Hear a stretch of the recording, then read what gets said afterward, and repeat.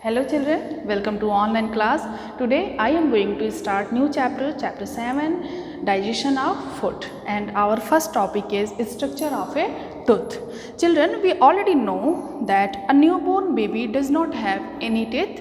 It starts developing teeth when it is about 6 months old, and this new set of teeth is called milk teeth, and it also called temporary teeth because between the age of 6 to 12 years ये temporary teeth धीरे धीरे करके गिरने लगते हैं। और ये temporary teeth जो होते हैं वो लगभग 20 होते हैं, और जब ये टेम्पोररी टीथ धीरे धीरे करके गिरने लगते हैं तो इनकी जगह पे एक न्यू सेट टीथ का आने लगता है जिसे हम परमानेंट सेट कहते हैं।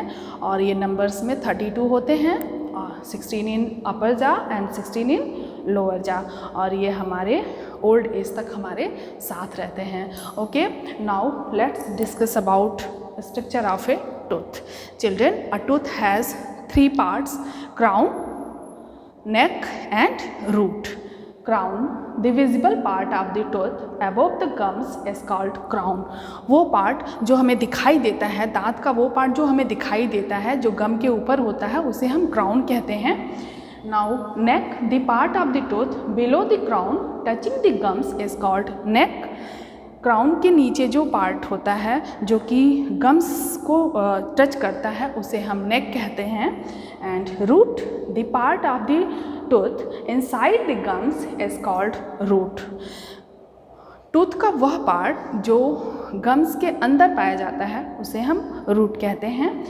The hard white outer covering of A tooth is called enamel. Hard and white colour का जो आउटर कवरिंग होता है दांत का जो, उसे हम एनामल कहते हैं।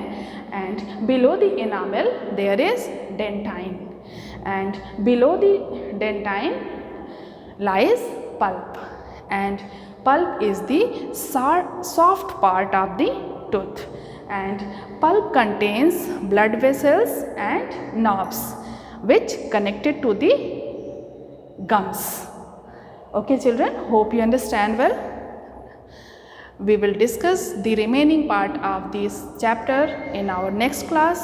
Thank you class.